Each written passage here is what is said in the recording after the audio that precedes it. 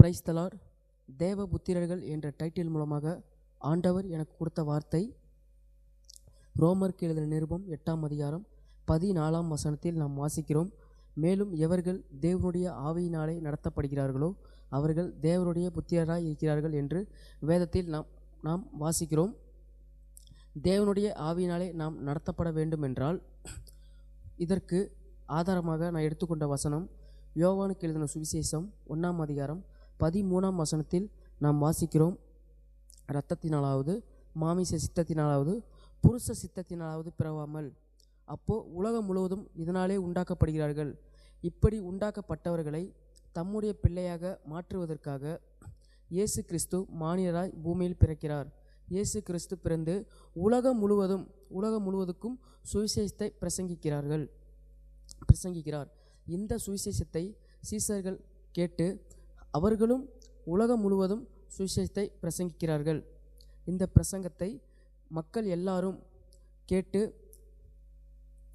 நம்பி விசுவாசித்து மனம் திரும்பி பிதா குமாரன் பரிசுத்த ஆவியின் நாமத்தினாலே ஞானஸ்தானம் பெற்றுக்கொண்டு, இதற்கு ஆதார வசனமாக மத்தேயு 3ஆம் அதிகாரம் 16ஆம் வசனத்தில் சொல்லுகிறது போல, யோவான் ஸ்நானகன் அவரிடத்தில் இயேசு கிறிஸ்து ஞானஸ்தானம் பெற்றுக்கொண்டு கரை ஏறினவுடனே பரிசுத்த ஆவியானவர் புறாவை போல் அவர் மேல் இறங்கினார். அதேபோல் ஜனங்கள் எல்லாருமேலும் பரிசுத்த ஆவியானவர் இறங்கி அவர்கள் எல்லாரையும் நிரப்பினார். நாம் முதலாவதாக தேவனுடைய பிள்ளையாக மாற வேண்டும். மாறினால் தேவனை விசுவாசிக்க வேண்டும். இதற்கு ஆதார வசனமாக நான் எடுத்துக்கொண்ட வசனம் யோவானுக்கு எழுதின சுவிசேஷம் 1ஆம் அதிகாரம் 12ஆம் வசனத்தில் வேதம் சொல்லுகிறது, அவருடைய நாமத்தின் மேல் விசுவாசம் உள்ளவர்களாய் அவரை ஏற்றுக்கொண்டவர்கள் எத்தனை பேர்களோ அத்தனை பேர்களும் தேவனுடைய பிள்ளைகளாகும்படி அவருக்கு அதிகாரம் கொடுத்தார் என்பதை நாம் வாசிக்கிறோம். முதலாவதாக நாம் தேவனை விசுவாசித்து அவருடைய பிள்ளைகளாக நாம் மாற வேண்டும். மாறின பின்பு அவருடைய நடத்துதலுக்காகவும் ஆவியின் அபிஷேகத்திற்காகவும் நாம் காத்திருக்க வேண்டும். கர்த்தருடைய சமூகத்தில் நாம் காத்திருந்து அவருடைய ஆவியின் அபிஷேகத்தை நாம் காத்து கொண்டு அதன்படி நடந்தால் தேவன் நமக்கு ஆவியின் வரங்களையும் ஆவியின் கனிகளையும் நமக்கு தந்தருளுகிறார். ஆவியின் வரங்களாகிய ஞானத்தை போதிக்கும் வசனம், அறிவை உணர்த்தும் வசனம், விசுவாசம் குணமாக்கும் வரங்கள், பற்பல பாஷைகளை வியாக்கியானம் பண்ணுதல், அற்புதங்களை செய்யும் சக்தி, ஆவிகளை பகுத்தறிதல், இப்படிப்பட்ட ஆவியின் வரங்களை தேவன் நமக்கு தந்தருளுகிறார்.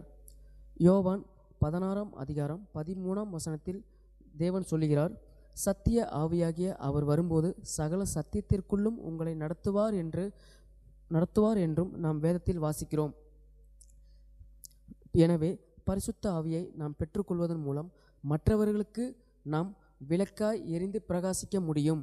ஆதலால் அப்போஸ்தலர் நடபடிகள் 2ஆம் அதிகாரம் 17ஆம் வசனத்தில் சொல்லுகிறது போல, கடைசி நாட்களில் நான் மாம்சமான யாவர் மேலும் என் ஆவியை ஊற்றுவேன் என்று தேவன் சொல்லுகிறார்.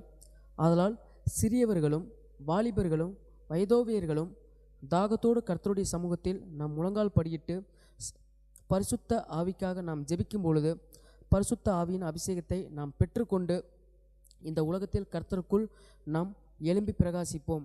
தேவ ஆவியை பெற்றுக்கொண்ட நாம் யாவரும் தேவ புத்திரர்கள் என்று சொல்லி இந்த வார்த்தைகளை நான் முடிக்கிறேன். ஆமேன்.